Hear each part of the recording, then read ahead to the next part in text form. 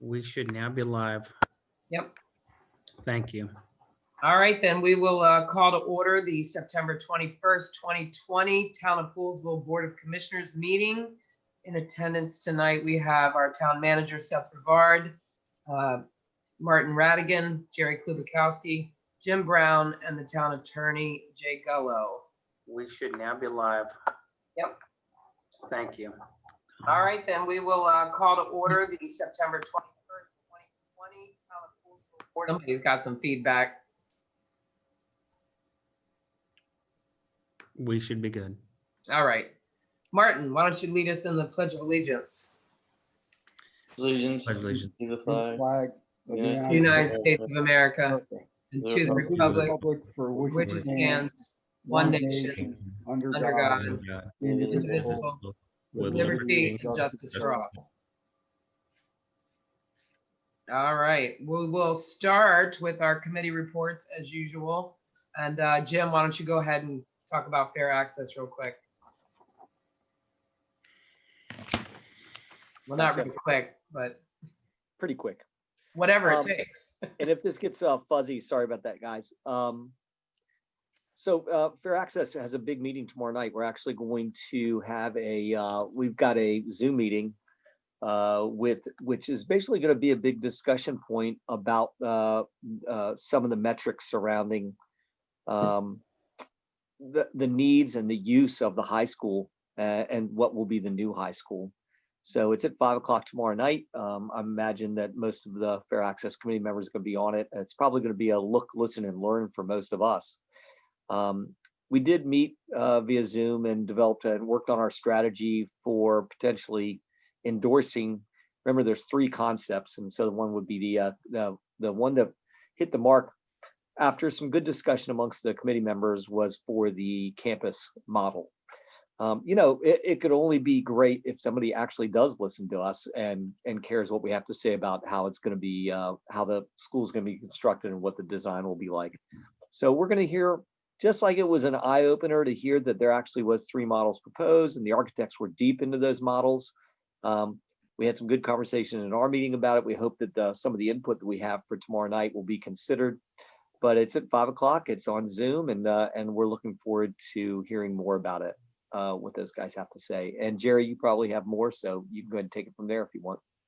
Not really. I think you covered all the high points. Other than that, we'll just have to see. Bottom line is will they give us something that the community can be proud of, the MCPS can be proud of, and that remains to be seen. Money is always the issue, and we know that this coming year may be financially, both the state and the county may be financially strapped from everything that they're doing to combat COVID. So we're just going to have to wait and see and get out there and vigorously, lobby for these things with everyone and anyone who we can talk to and get them to, step up and, support us.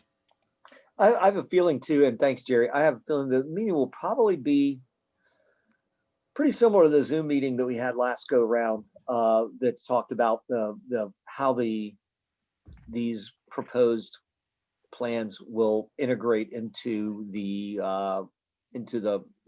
site, and then the goals of those specific plans, why some are better than others, et cetera. So really, we're kind of in a wait and see mode. And it's going to be sounds like a lot of the same players that we had at our last Zoom meeting. So we're just looking for an update. And I said, I think our Fair Access team is kind of united in look, listen, and learn, of course, advocate. And also too, we're going to, we want to talk about, and we talked about this in our Zoom meeting, how the school actually works. Like, so it's one thing to have an architect come up with 3 different plans for how the school could be rebuilt. But Jerry had some very good points in our last meeting about how the actual each one of these schools could actually work, especially in terms of potential for addition of a community center, potential for entry points from different points, different parts of the site. 2 parking lots kind of makes sense from a lesser traffic impact better access to the school. Those are the kind of things that we talked about, but I think we all understand in our last meeting, our access meeting, we reviewed each one of the plans in detail. And I think that'll help us ask smart questions tomorrow if and when the time comes that we get called on. Yeah, let me just say one thing to add on to Jim. I hope it isn't like what was in the meeting back in 2006, where they guide us through and, basically try and get us to buy off on what they want versus what we really would like and, would be good for our community. So it's going to be an interesting meeting, and hopefully it'll be very productive and we'll come out feeling very good about everything. Well, like we did on the last one we had too. Yep. So Well, anyway, we'll keep that's our fingers crossed, and you guys just got to keep plugging away on that. you Thank got you. it. Thank Yep, you so much you're for that. welcome. All right, is somebody here from the Parks Board to give an update? Nobody is here from the Parks Board. I can give some highlights if that's what you would like. Oh, okay. I didn't know if Doug was planning on giving or since Carrie isn't here. No, I would say that honestly, much of what happened on the Parks Board has ended up on your agenda for the most part. So Okay. if you So wanna- we'll just go with the update that we've already been given. Is that what you're saying? Yeah, if you want to move on to the others, I'll double check that agenda and make sure there's no high points missing. Okay. As far as events, I wish I had an update. I wish we had anything to say about events. This is a tough week coming up, knowing that, it's Poolsville Day.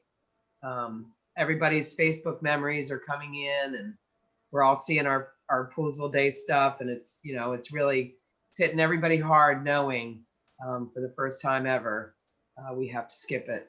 So I just want to say, in honor of, 30 years of Poolsville Day, however many it's been, we're going to miss it for sure. So hoping that we're going to be getting some updates soon about events. I do know that on October 12th, WUMCO is still going to be doing their walk. I think it's the 12th. Let me just make sure. 11th. I think maybe it's October 11th. They're still going to be doing their WUMCO walk. What's that, Seth?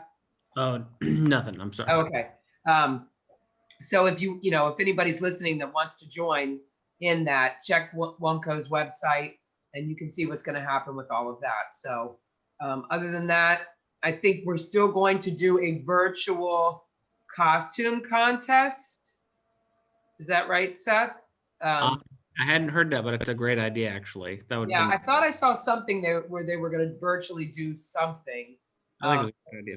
So I'm waiting to hear on that if WUMCO's going to do, some kind of a virtual costume contest of some sort. And how about the scarecrows? Do we have anything coming in? I don't think anything yet has come in. We're anticipating here. I saw Okay. one out in front on the scarecrow That sign. might be ours. Oh, okay. Yeah, and then there's obviously the advertising signs as well. Yeah. So once again, if any family or business, what a great thing to do right now on the weekend with the kids, put together a family scarecrow or a scarecrow to represent your business. This should be like a stellar turnout this year because everybody has so much free time. So we should have scarecrows from one end of town to the other. So that's really it for the events committee. Does anybody else have any questions about anything with the events? Seth, anything else you wanted to say? I mean, it's not as exciting, but the big flea still happening, and we have that advertised as well. Yes. And what's the date of that again, Seth? It's That should be October 3rd. 3rd. That's right. Yes. That's right. So shredding is occurring, the paint recycling, and the electronics. Awesome. $2 per gallon on the paint if you bring your paint. How much is it too? $2 per gallon. Okay. The All town. right. That's great. $3. I'm really happy that we're doing that still. Yeah. It's All good. right. Yeah, that's it. Jerry, do you have anything else? Do you have stuff for school? Well, not really, but I have stuff for other things like the census. It will definitely end on the 30th of September. We're at Poolsville's at 85.7%. which hasn't moved in the last week or so, and our area is 78.6. So we've got 9 days, including today, to take it before it ends, and it's a lasting benefit to the state, the county, and Western Montgomery County. And also, just to bring you up to date, we had our Montgomery County MML chapter meeting with Dr. Travis Gales, the county health officer, and he had talked about restarting pop-up sites and canceled testing sites like Poolsville. He specifically mentioned Poolsville. He says there's been lower testing numbers in the state. Some people are getting testing fatigue.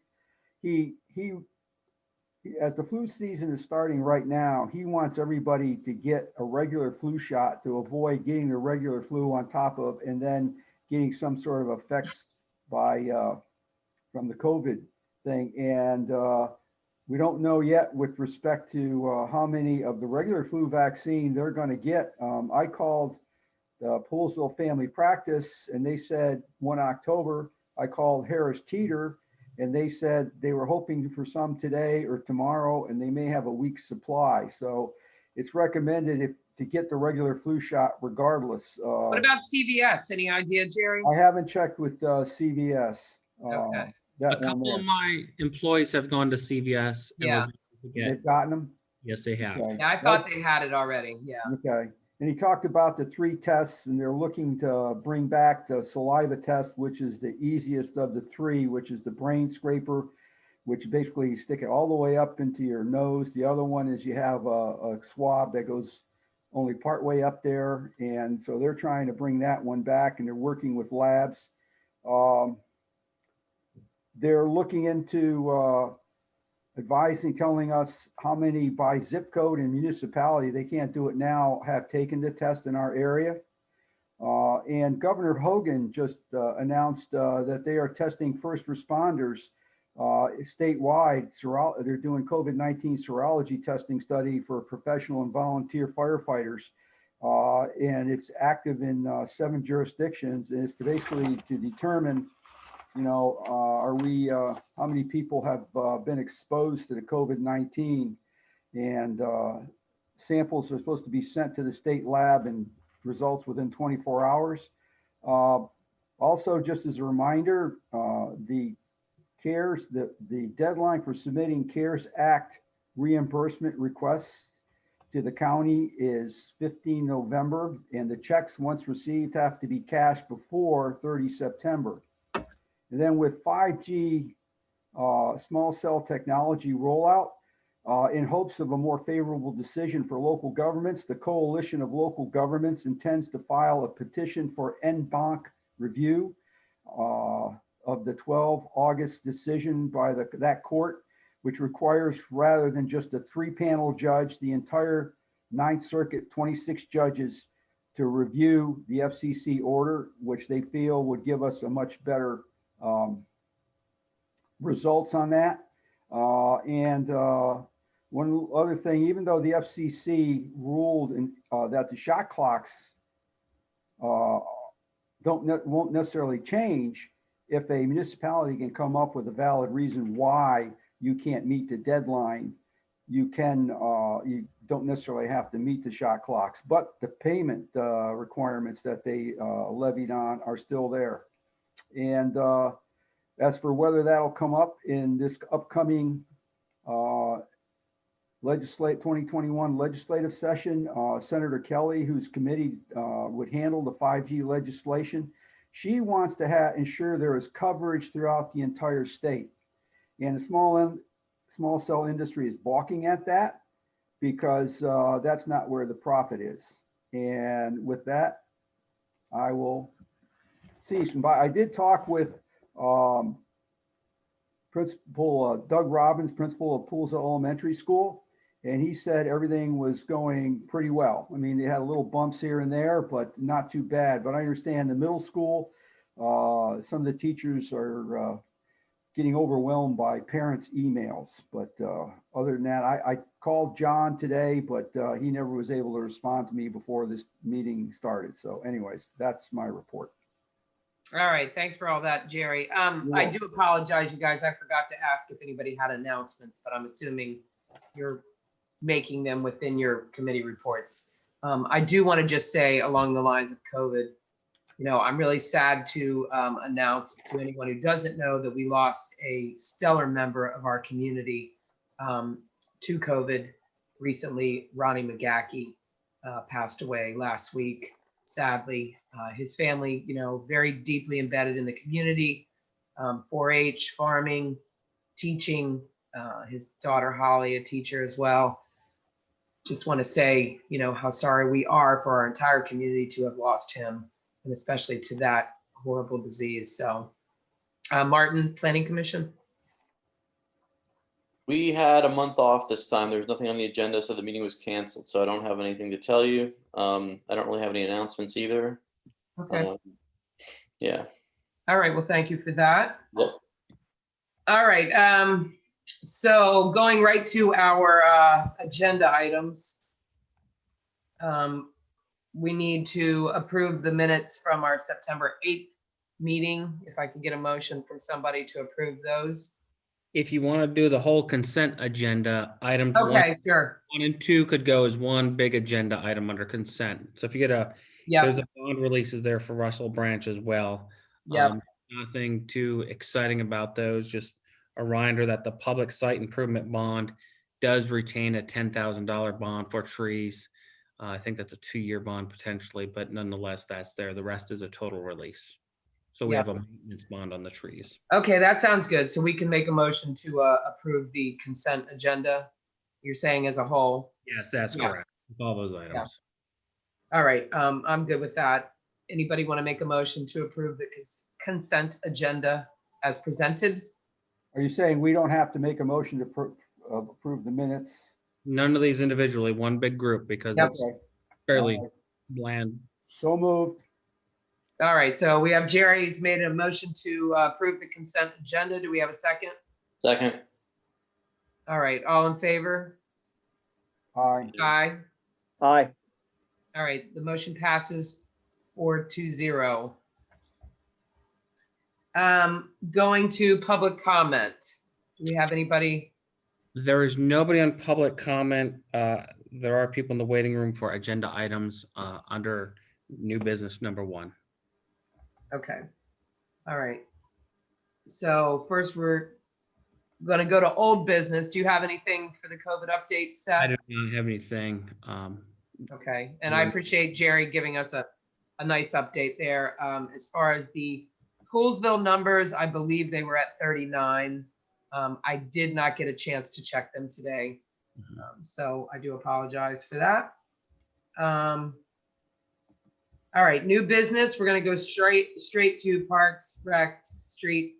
The recommendations, just so you know, Doug McKinney he is watching. If we need him, he's available. He just sent me a text, so. Certainly. So you know. That, So shall we start with the Horse Pen Nature Trail? yes, correct. This was brought to you maybe back in July, and then you refer to the Parks and Rec Board. If you haven't had an opportunity to look at the map, there's 2 segments. One goes from Hillard Street to the stormwater management pond next to the middle school, also known as the Coteen Pump Station area. That's segment 2. That's the one being recommended to you. Segment 1 is a longer section that goes from Coteen Way, the road, all the way to the Beaver Pond up towards Hoskinson, and really traverses behind many of the homes on Hillard Street. But the young gentleman involved in this project, there's some high schoolers in ecology class, named this the Horse Pen Trail just because it crosses that branch. So you've got the location, the general details of it. So at the September 9th Board of Recreation meeting, they recommended to you both segments 1 and 2 to move forward with this as a project. After that meeting, one of the board members raised several concerns that they had regarding segment 1. That is longer and it does have some other topographic sort of related issues and maybe a couple sensitive land use areas to go through. That member raised several questions. The board decided to hold a special meeting on September 16th. And at their September 16th meeting, they said, we're going to slow down on segment 1, move forward segment 2, the one through the middle school, has less sort of obstacles and issues.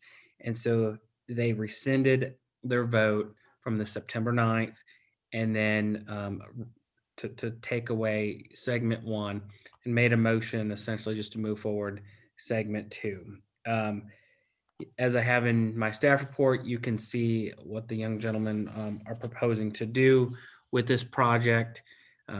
The Board of Parks and Rec is going to look into some more of the concerns they have on segment 1, but collectively, and just be clear, the recommendation from the Board of Parks and Rec is that you take segment 2 and implement that segment under the guise of this project. But I will say that collectively, this whole trail really does, speak to a nature walk, a little different feature than we have here in Poolsville.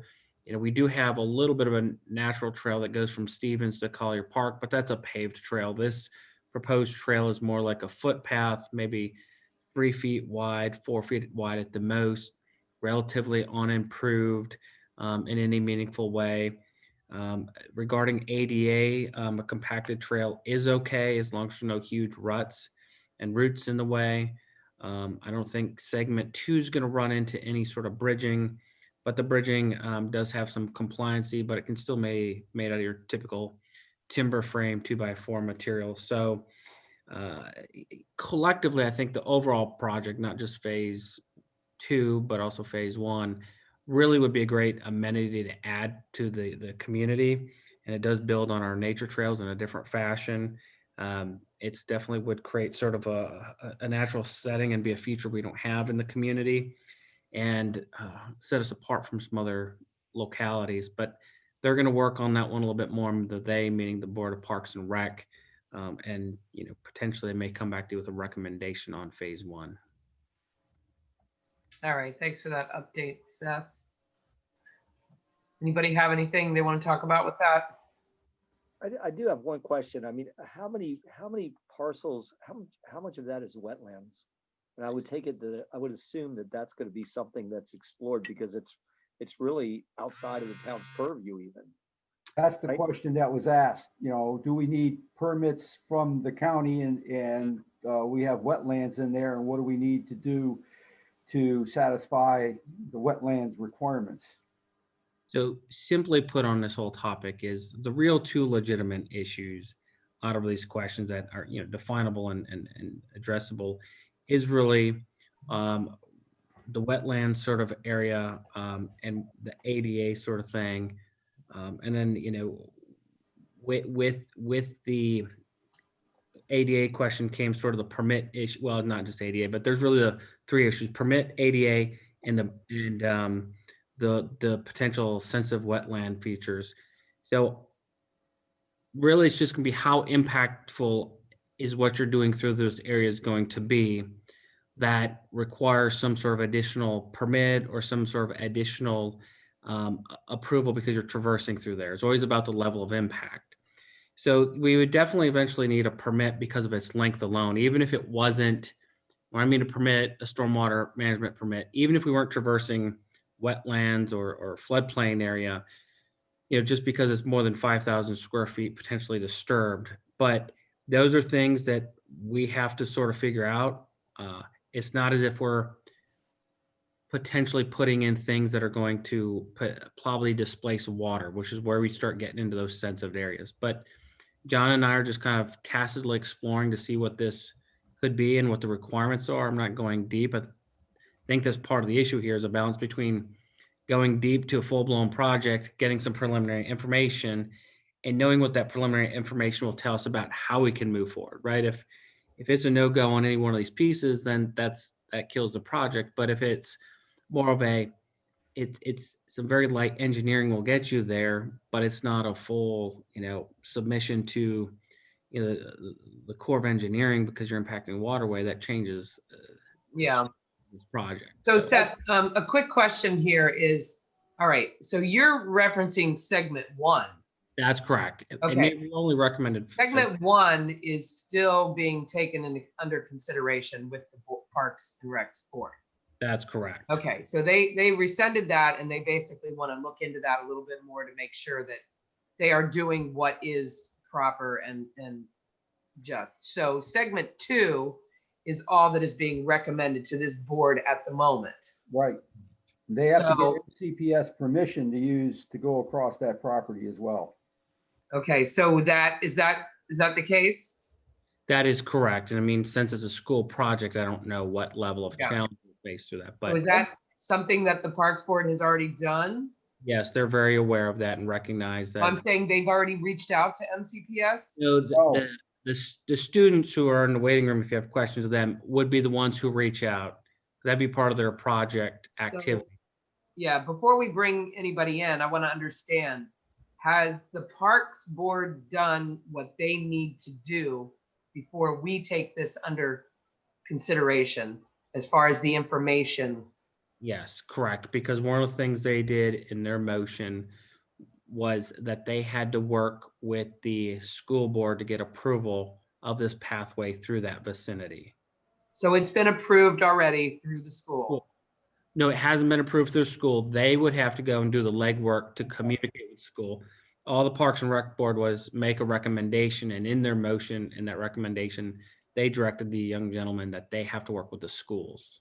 We as a So- town are not. Okay, so I'm just trying to make sure that we're at a point where we, as a board of commissioners, have all the information that we need to make a decision rather than, backing up and doing the job of the Parks Board all over again. No, we don't have to do that. Having sat in on the meeting, they approved segment 1. But I have issues with segment 2 because of where, But we're not talking about that one I yet, Jerry. know, or segment 1, but I have issues with segment 1 because one, I don't believe the cost that they've outlined here. And having walked that trail a long time ago, the way it was supposed to go, you have a big chasm there between where segment 1 ends and you would cross over to segment 2. Yeah, And- I think it's already been determined that we need some engineering, opinion on segment 1 possibly before that even comes to us. And I think that's why right, Seth? Is this? And isn't Yeah. there- But isn't there some hidden cost too? Okay, Seth, you said the trail would have to be 4 to 5 feet wide because that comports with ADA. Segment 2, are we talking about segment 2? Segment 1, yeah, segment 1, I'm talking about segment 1. I know, but Jerry, they're not recommending that yet. But I think we all ought to understand the totality of the project, okay? Because the ADA compliance and also the fact that it has to be a level trail. So that means there's going to be some hidden costs in there every year or every couple of years going in there and making sure that, there's no bumps and stuff in there. Yeah. Washouts. So I just want to get that on record. All right, I appreciate that. All Is right? there still some engineering work that needs to be done on segment 2?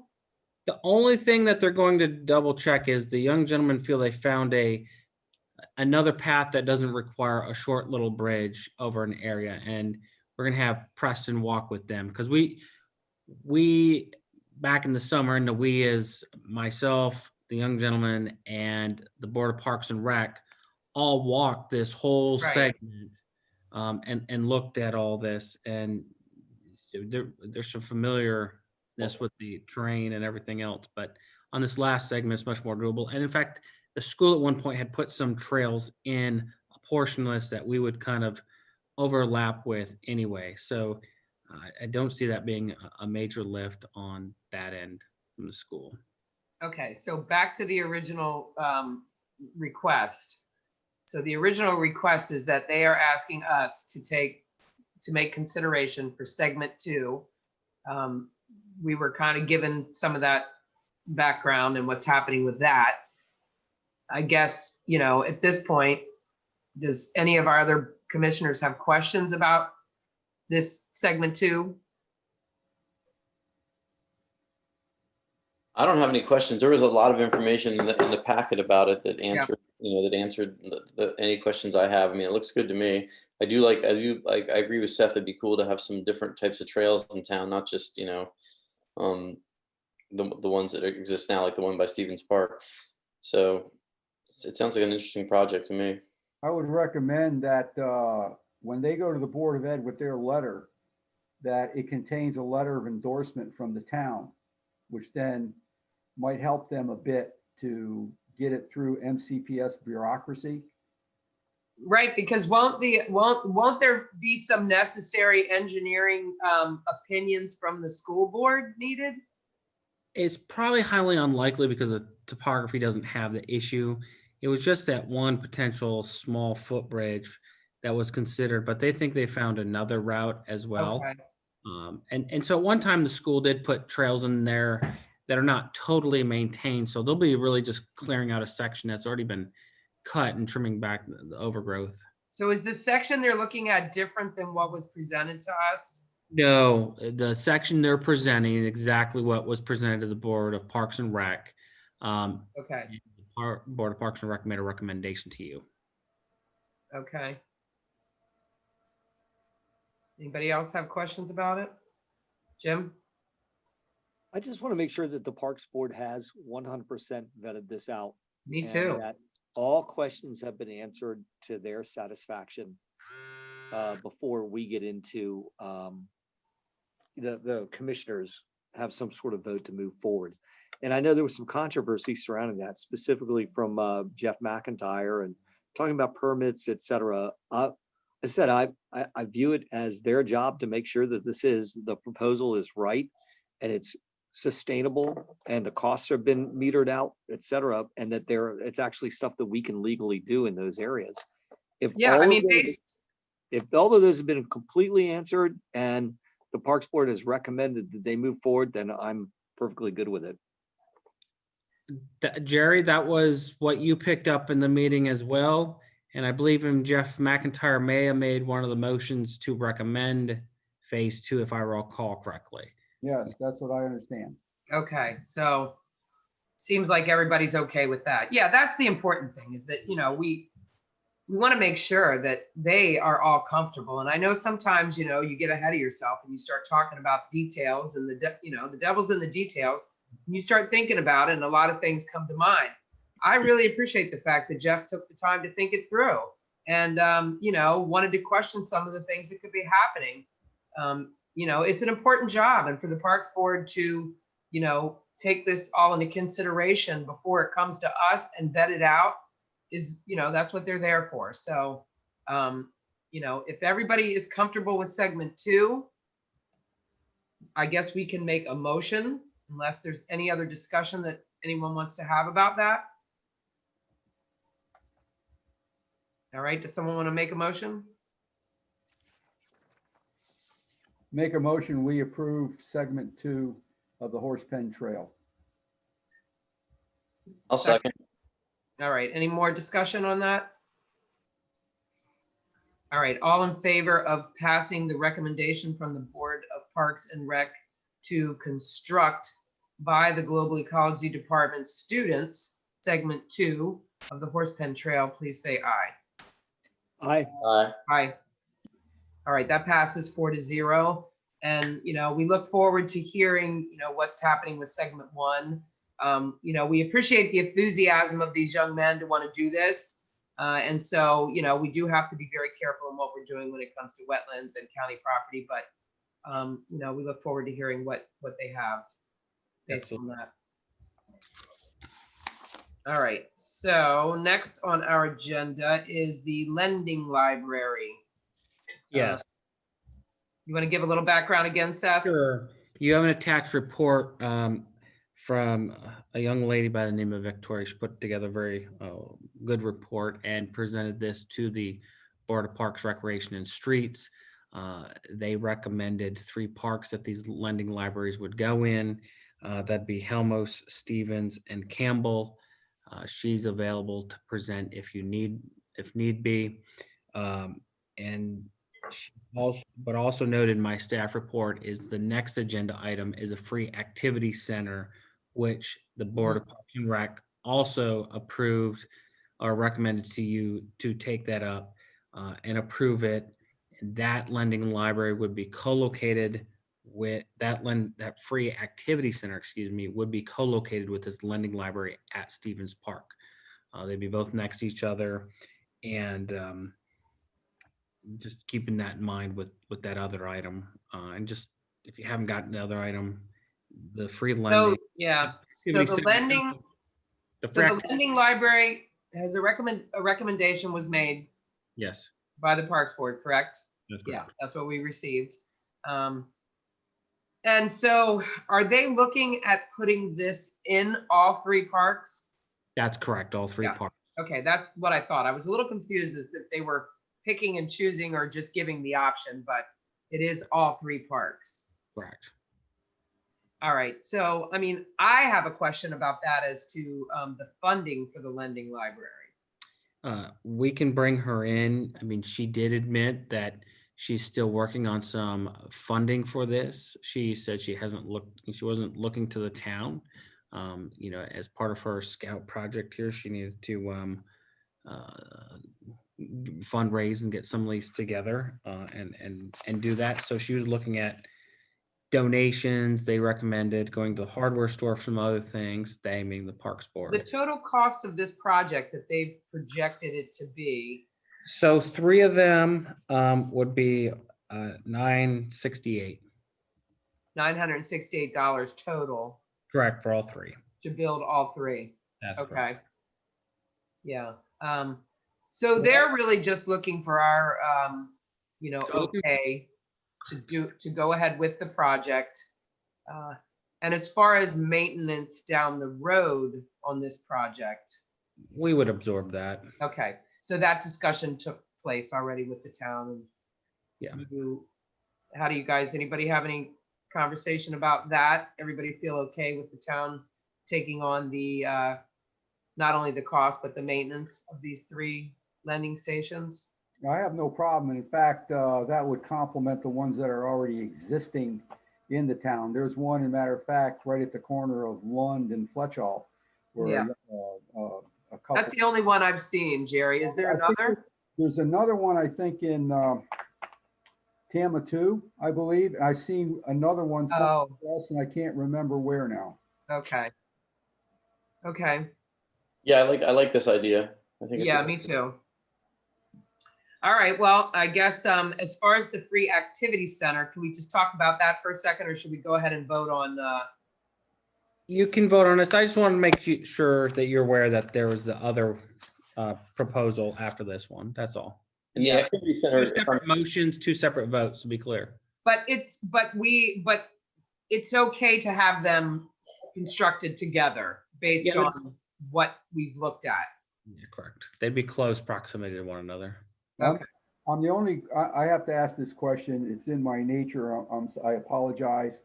There will be a sign there or something saying because these books are put in by people who have books already, that we take no responsibility. No, there's no liability with respect to the town if we put this stuff out there.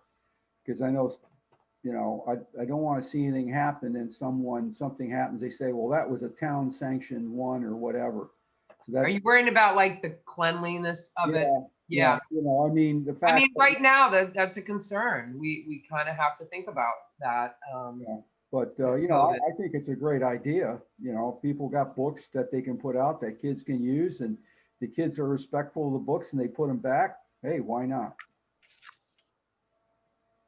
Yeah, COVID makes you think of so many things we never had to think about. Yeah, unfortunately. Hey, Jay, do you have any thoughts on that, the legal side of it?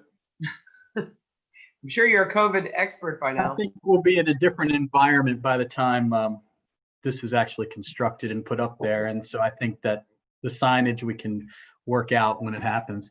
I was thinking not along the lines of COVID of liability. I was thinking along the lines of inappropriate things being put in the book and the little book thing. Yeah. And Yeah. people blaming the town saying, how come you didn't police this better? Yeah, But I think that we can come up with signage that would fit the time whenever it gets constructed. Good. all right. Okay, that sounds good. Then why don't we go ahead and see if we have a motion to approve the lending library first. I make a motion, we approve the lending library.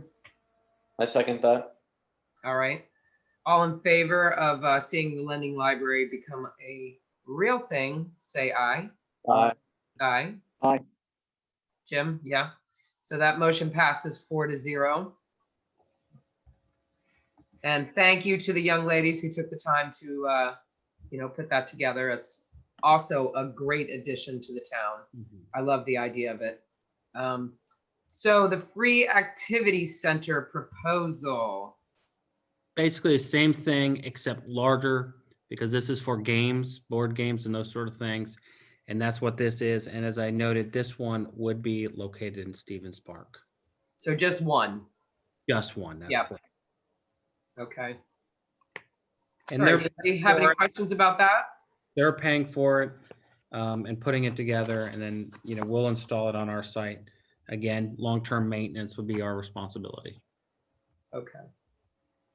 All right. Anybody have I any like- questions? I like this idea as well. Yeah, I think the more things that we can, bring into the community, that's gonna help an interactive community and mindset is good. So, all right, let's see. Somebody have a motion to approve the free activity center proposal that will be built. Jerry. I make a motion, we approve the free activity center. All right, sounds good. I A second. that. All right, first from Jerry, a second from Martin. Any other discussion? All right, all in favor of approving the free activity center proposal, say aye. Aye. Aye. Aye. Jim, all right, passes 4-0. Great. Next item is stop sign at Tom Fox and Hughes Road. It's about Certainly. time. You're all familiar with this intersection. Just based on probably the county requirements, they made this intersection also a little wider. You've got a turn lane there Yeah. that's supported by the traffic volumes. But as part of that, there's a stop, there's not a stop bar, there's a crosswalk across Hughes. And there's only a stop sign on Tom Fox, but not on north and southbound Hughes.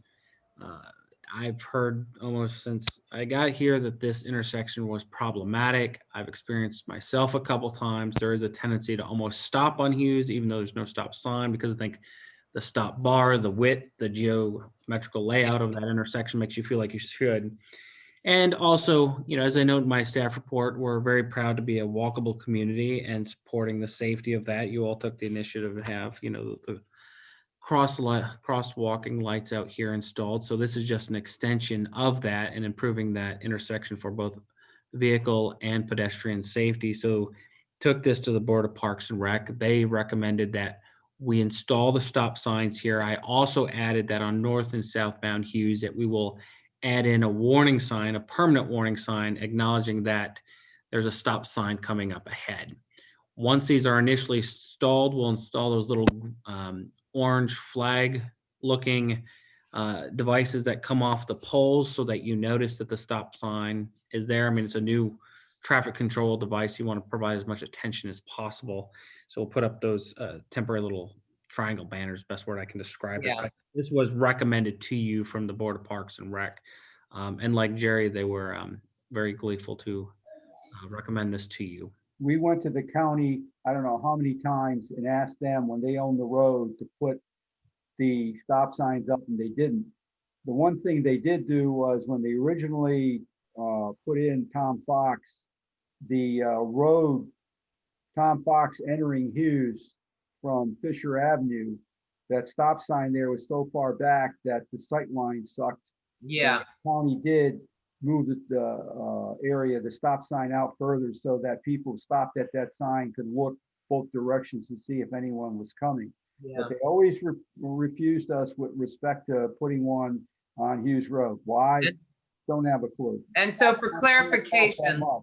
yeah, for clarification for anybody who may be watching or attending the meeting, this is now a new subject because the town now owns that portion of the road. So where we did not all of these years. So once again, trying to get our roads together and get our safety, measures up to snuff with the roads that we have been acquiring as of recently. So that's great. Do we know from a budgetary? This is very, I don't know the price of signs, but we're probably talking about $400, $500 Okay. signs. Is definitely something we can put within the budget and absorb this cost. Okay. All right. Jerry, I really want you to make the motion for All this. right, just as a comment, I remember when they installed the stop signs at Barnesville, they put little flashing LED light there to remind people that there was a stop sign, alert them. I don't know if we want to do that rather than the flags or both, but I just opened that up for whatever you decide. And I make a motion, we install stop signs on Hughes Road next to Tom Fox, at the intersection of Hughes and Tom Fox. I'll second. All right, we have a first and a second. Any more discussion? Okay, all in favor of the stop sign at Tom Fox and Hughes, both ways, say aye. All right, Aye. Aye. Aye. Here's my hand. All right, that passes 4-0. And our next item of new business. Whoa, Halloween trick or treat. Yes, in light of COVID, of course, a lot of places are canceling their Halloween. I don't know what we want to do about our, non-town sponsored Halloween Right. activity. This is just all the residents doing their typical Halloween activity. I'm not sure where the direction of this, the commission wants to go. I was asked to place it on the agenda. I don't have a lot of detail, so I don't know if Yeah. anybody else. I had quite a few people approach me on this subject, and basically what I have said all along is that it is not a town sanctioned event. So I don't really feel as though it's our Yeah. place to cancel it, but I know that some communities have. I think that if anybody has anything they would like to discuss about this, feel free. I'll say something about it. go ahead, Martin. There was somebody mentioned to me, it might have been Carrie, that the woman who is organizing the farmers market, Alicia, Yeah, was talking about having, like maybe having a trick or treat sort of like daytime thing while the farmers market happens. I don't know exactly what that would look like. I mean, the farmers market seems to be relatively safe. People keep their space, they wear masks. And it might be kind of neat if the town could sort of like help out with candy or something like that. Just to sort of like bolster the farmers market and like give the kids something to look forward to during the day. I don't know if you want to take it a step further and have like a socially distanced costume thing, but that starts to get a little more. yeah, my concern about that, and I didn't speak to Alicia Cozy like directly, but my concern about that is that you're basically now fostering an event on Whalen Commons to an unknown number of people. And I feel that if we as a town say it's okay to have this event for Halloween, we're pretty much asking the entire town to bring their kids to Whalen Commons. Yeah, and there might be a numbers problem there. I don't know what the current, what is it, 50 people are allowed or 50 something? or less Yeah, for so- community or private gatherings. So I really don't think that allowing that to take place on Whalen Commons is going to be in our best interest. I think it would be much safer for the community to just have their Halloween and let it be at the discretion of a parent if they're going to walk their children down the street, and at the discretion of the parent how they allow a child to approach a house based on what they see and what's being offered. So I personally think that we should not enter into inviting people into Whalen Commons for an event that we can't control the numbers. I know that on the governor's call last Thursday with his staff, they said they would not encourage Halloween. But one gentleman said that he saw, or a friend of his created, he took a 6-foot length of Pipe. PVC and I made saw a chute so he could drop the candy the kid holds the candy, the basket or whatever bag underneath the bottom of the chute, and then he drops the candy and it lets it go down. So There's actually a lot of communities that are doing that. I've Yeah, been seeing I it think all over Facebook. there's a thing on YouTube, it's how to make one. Yeah, yeah. This is a tough one because I think, neighborhoods are going to do what they want to do regardless. And I don't really think it's never been our place to intervene in that. So I kind of feel like it's like anything. I think the parents need to take the responsibility of allowing their children to do what they feel is safe or not safe. And Martin, I really appreciate the fact that Alicia, wants to do this. You know me, I'm an event putter together. If I thought that this was the time, I'd be putting together a huge event for 10 different things. I just think, unfortunately, this is not the time to plan an event where an uncalculated number of people can show up. Yeah, you're probably right. I just thought we could talk about it. No, I'm just goes back to the beginning of all this. It feels terrible that we can't plan these things. It all feels wrong. Here we are, Halloween of all things, So anybody else have any other direction or thought about Halloween? Jay, are you seeing anything unusual out there or anything we should think about? Or Most towns canceled their sponsored events and then say that they don't have any sanction on the holiday of what communities or neighborhoods or parents do. So I feel comfortable with that. If a person doesn't feel comfortable, they know what to do. They shut their house down. I agree with what Jay said. Yeah, absolutely. All right, Jim, anything from you? No, I'm in favor of not having any comment at all, except for our usual to anybody that asks, please do whatever they feel is necessary to stay safe. Okay, sounds good. So for All the right. record, will Jerry's house be open for Halloween this year, just for the record? Yeah, Heavy candy? I'm gonna have a CO2 powered thing where I'm gonna shoot it out to the kids in the street. We're gonna have one of those. Not really, no. All right, next agenda item is the county ZTA 20-01 solar collection system. The only kickoff I'll put on here is the documents from our previous meeting where we discussed this. I know times and events change, and maybe the ordinance itself has changed, and I may not have the latest information, but I just provide you with what we discussed back on February 18th. And I know that item is still active out there as a zoning text amendment at the county level.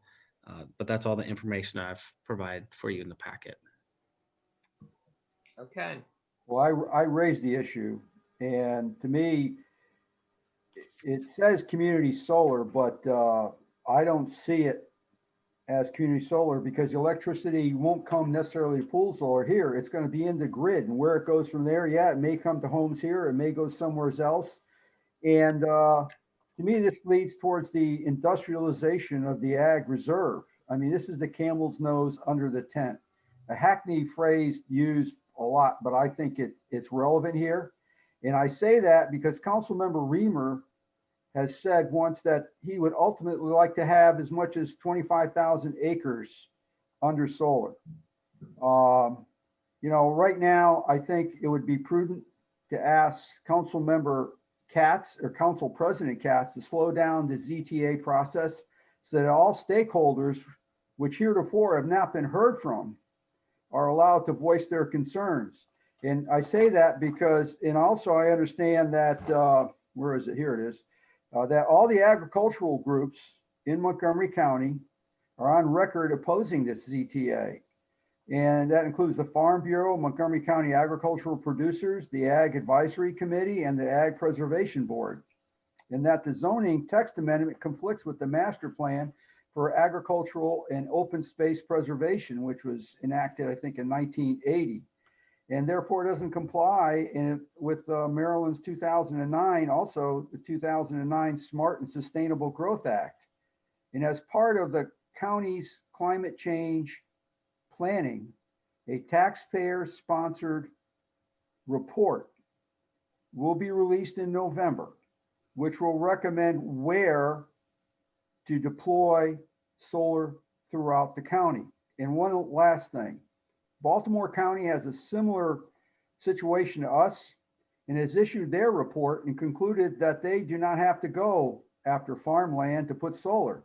There are enough optimal places, again, I stress the word optimal, such as parking structures, degraded land, industrial locations, that they do not have to use farmland to have solar. So I offer that up for what I know. And I understand it's a sensitive issue. I understand, it's a great idea. It's an idea, but to propose that you're going to take arable land out of production, which then in turn, when you put the panels on, will become compacted and just support runoff rather than absorption. So I just feel that we ought to wait until the November report before any decision is made by the county council. I mean, they deserve to see what, that report says and consider it. So Jerry, Anybody are you saying you're in favor of having the board vote on something that we submit, recommending that they wait? Yes, I am. I mean, I understand there's sensitivity here because we need all the votes we can possibly on the council for passing the school budget, which would contain, PHS, but sometimes you have to, you can have different opinions on different subjects and still, move stuff forward. And, I just think that, again, I mean, if you have all the agricultural organizations in the county against this, that says something right off the bat. I mean, it tells me something right off the bat. You can't deny what they're saying. And if you're having a climate change planning report coming out as to where would be the optimal places to put these solar panels throughout the county, not just in the ag reserve, but throughout the county, then I think, it's prudent to slow the process down and exercise a little patience, see what the report says, see if what it says makes sense, and enact it where it makes sense. If you guys don't mind, I have to agree with Jerry, but at the same time, I don't know of any part of this is going to affect the town of Poolsville, within not just the 20837, but within town limits.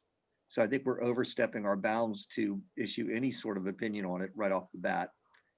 Secondly, as a person who spent the last 2.5 years working with every single one of our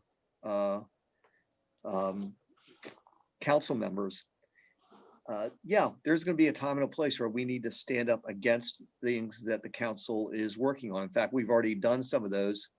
That was probably not the smartest move, and they remember these things. So I'm not saying I'm in favor of it in the slightest bit. In fact, I've heard from all the ag producers and ag related groups as well, and I stand beside them on their how they feel about it. But at the same time, it's not within the town limits. It's not really within our purview. And I prefer to just have us stay on the sidelines on this one. And let's get that school money secured before we tick off some of the people that have been the lead sponsors on this build, including a guy that's gone to bat for us, Councilmember Reamer. So I'd like to see us just hang back. We don't have to offer an official position on it. The guys that are fighting for their positions, all the members of the ag community, they don't necessarily need our voice. They have very strong voices within the county. This is a time, again, for 2.5 years where we spend making friends and we don't fight battles we don't need to fight. That's my opinion. We're close. But these guys, I know, and Jerry, I know you know this, and I'm not saying it's with your nature or against your nature either. And I appreciate your wanting to stand up for the right thing. But I don't know if we have a dog in this hunt right this second. Well, just to offer this analogy, the ship's in the ocean And to say that it's not impacted by the ocean and what happens is untrue. You got to deal with it. I mean, I got a right there. I wish that crossing never happened. You know, and that was the second one that was bad. But we were I'm with- we had I'm a with you. deal. We were not unto ourselves. We could just put our hand out and comment. We aren't. So to me, yeah. And that's why people move here. People move to Poolsville, not just because we're Poolsville, because of the surrounding area and what it's like and what they Right. feel when they come out here to enjoy the open space, to go to the wineries and go to the breweries and come to Poolsville, and enjoy our parks and everything and activities like Poolsville. Right, and they also come because of our schools. That's where I So- come from. And our My, school. me being a little more naive on this subject, you guys. Let's just say that ZTA were passed. Which I'm assuming is what they're wanting to happen. Wanting to pass the ZTA to allow these solar, collection systems in all types of farm areas, ag reserve. What will come to Poolsville if it's passed? Maybe ahead, some of Jerry. the electricity, I'm sorry. maybe some of the electricity. You could argue that that there's the possibility of heavy metals infiltrating the aquifer. I don't know much about that though, but that's Yeah, that's my problem. I don't know enough about that either, but I mean, like to pass something before you get the report. yeah. How about It's like you're putting the cart before the horse. maybe there's a way to do this halfway. I mean, we don't Right. have to say we're totally opposed to it. What if we were to vote on something that says we want to wait? Why do we have to vote on something? That's what I want to know. Right. Why? I kind of want to know that too. Why do we, I mean, I understand, Jerry, exactly what you're saying, but what is the impact that us as a board, weighing in on this? What is it going? Saying that- I don't think, we're not saying don't do it. What we're saying is we would recommend that you wait until this climate change report comes out and take it in consideration against the ZTA that's being proposed. And So maybe that's your recommendation. You're recommending that the town of Poolsville weigh in on this subject by saying, we would like to see the board wait until November to even take this vote. to consider, yeah, but to consider the report that's going to come out. Right, And, and if the report says, do it where it says in the ZTA, well then, hey, that's it. But the bottom line is, you don't jump off into something without having good intelligence. And I think that report would offer some good intelligence on how to proceed, the way ahead. right. Everybody. I get all that, and I see Okay. both sides of that, Jim and Jerry. I think, where's the happy medium here? Like you were just saying that, we can weigh in without disturbing the waters. I think so. And I think what Jerry's saying is it's more powerful if I mean, we could all individually write our own thing, but it's more powerful if it comes from our board. Listen, you guys, it just, again, 2.5 years, $80+ million commitment hanging on the line right now that will single-handedly be the biggest investment this county has ever made in this region, period.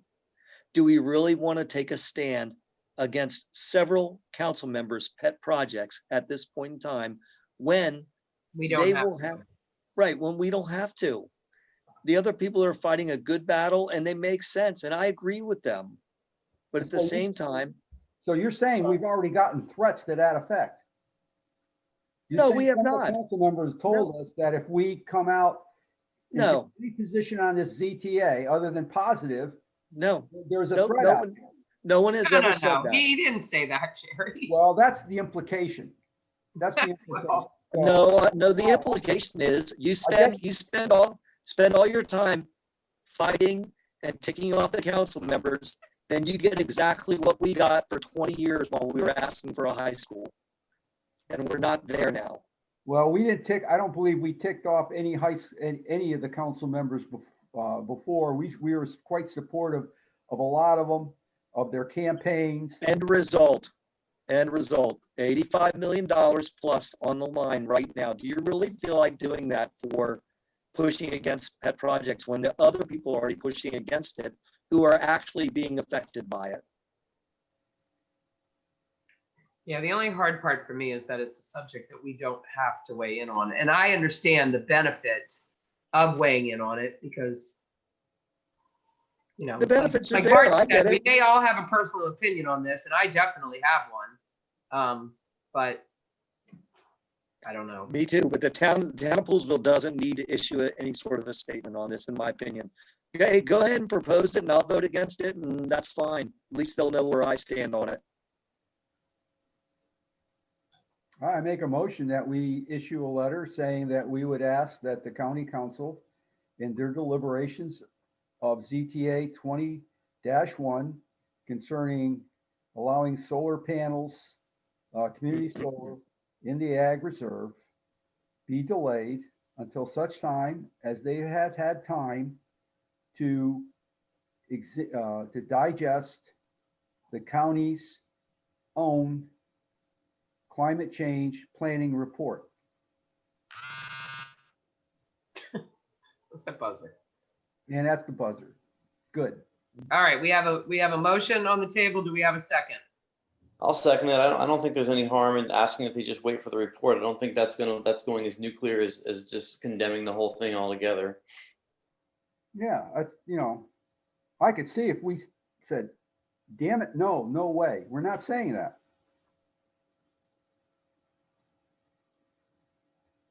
Okay, we have a first and a It could even be worded in a way that says like, you know, we're prepared to accept and back whatever the report says, you know, so that it looks positive. All right, we have a first and a second. Any more discussion on that? All right, we're going to take a vote. All in favor of writing that letter to the county, please say aye. Aye. All those not in favor? Aye. I personally am going to abstain because I do not feel as though I have enough information about this to make a good conscious vote. So Can we, who's going to write this letter? Will it be Carrie? No, Well, no letter is going to be written. Yeah, the motion did not failed. pass. what's that? The motion did not pass, so there's no letter to be written. How, 2-1-1, right? Yes. Yeah. I think it passes. Right. Did it pass? Okay. Yes. It passes. 2 in favor, 1 against, 1 abstain, So who's going to write the letter? 2-1. I'll take a shot. Okay, can you please make it constructive and not like we're trying Well, to, right? I'm yeah, not I think if it's going to pass, then, you know, it needs to be run by the board. So Of that course. But I mean, Yeah. for the first draft, Yeah. I want to know what it's going to say if it's going out and The letter. just like sit here, I have a suggestion. Sit down and think about what you'd write and then don't write that. Thank you, Martin. for the vote of confidence. Yeah, Jerry, I mean, you know, No, hey, look, whether you I'm not- believe it or not, I know it's hard, but I can be sensitive. I can, really, I can. Write that down, write that still down. waiting for the day to see that sensitivity. I mean, I've seen you be a nice guy, but sensitive, I don't know about that. Well, I will say, I do think Jim has a point that we you know, we have to sort of step carefully here. Yes, we do. But I mean, we're not saying don't do it. That's, Right. we're not saying don't do it. That's, you know, so, I mean, it's just a recommendation. Yep. All right, moving on. You'll facilitate whatever you're gonna do with Seth and let the board know what's happening. All right, the last thing on our agenda is the town manager's report. Just a couple quick items on the report. I think you may have seen that we're making the crosswalks ADA accessible. and push buttons closer to the sidewalk so that you don't have to traverse the grass to push the button. So Preston and his crew are working on that. I think they've got 3 of the 4 done. It's been a nice workable solution, and it looks good. Regarding that, I don't have anything else because a couple other items are touched under Commissioner's report. Okay. Before we end the meeting, I would like to know from the board and Seth where the appropriate time would be to talk about the fact that we need to make sure that all the appropriate people are copied on emails in the future. So should we put that on an upcoming agenda I guess we can. Yeah. where we can have a discussion that, require that anything that is having a discussion about town business, all the commissioners and the town manager is included on that. Jay, am I proposing that right to have a And not the discussion? town engineer, right? What's that? I said, and not the town engineer. Would you like to comment on that, Jay? I understand, and that stems from, I'm sure, the memo that I sent to you Yep. in the past, and without getting into the legal aspects of it, the concern that I was trying to express, and I'll just say it's from myself, but I'm sure other people can share this, is it is very difficult to communicate when there's several different threads going, and then people on certain threads either feel like they're a tattletale because they know something somebody else doesn't, or they feel like they're in the middle because they're trying to make sure that somebody is not keeping the right confidence with the other side. It's very difficult, and it puts the people on the thread in a very difficult spot. Maybe that's different when it's you all, but when it involves the staff, there shouldn't be any allegiances. It should be to everybody, so everybody knows what's going on.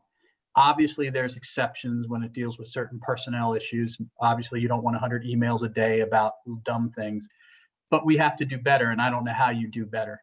But that's my point, is that we should all know what's going on at the same time. Right, and so that's, my question, and I guess maybe we can put this on agenda for the next meeting when all of the commissioners are present. Because we need, yes, I agree 100%. We need to have some sort of a policy in place that when you're sending out emails discussing town business, that all the proper people need to be included.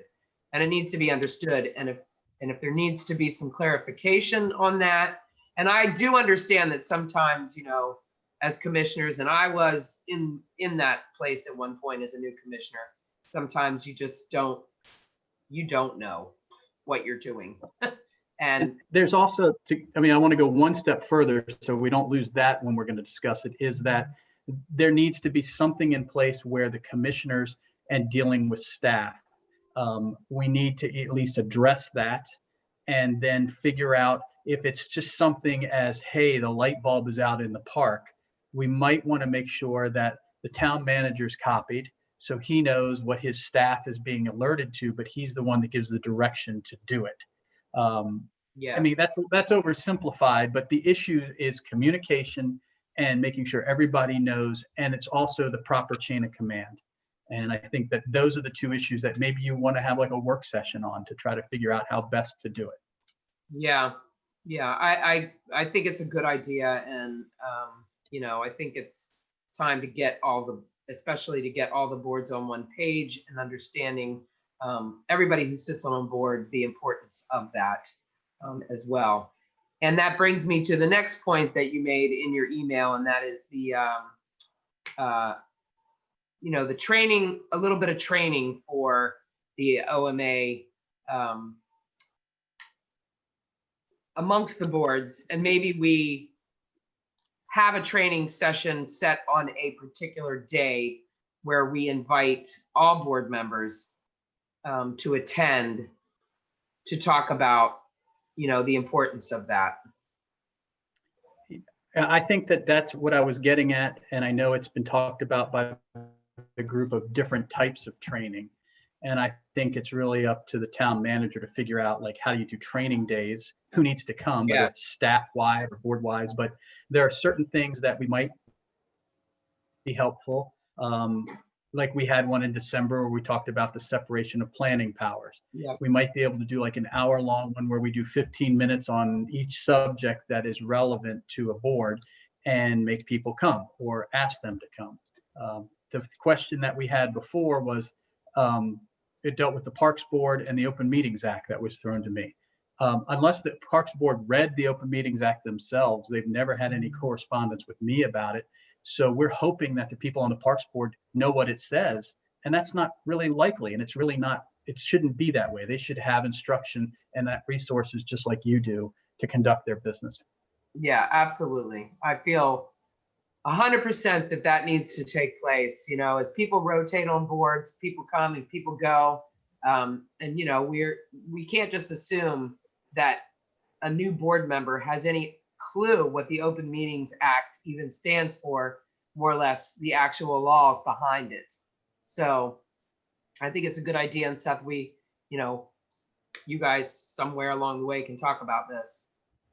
Not to lengthen the discussion, but this is something Jay and I have talked about for many months about Open Meetings Act, even just as part of that 15 minutes, some basic parliamentary activity and making motions and different things of that nature. So everybody's on board. Just training's important, as you've all noted, and don't need to drill that into, but you're right. People come and go, and you can get rusty as well, you know, forget Yeah. certain things. So I think it's really important. And the Open Meetings Act, I mean, I don't need to belabor you as commissioners, but I mean, it's so important in our domain because the public can watch everything we do.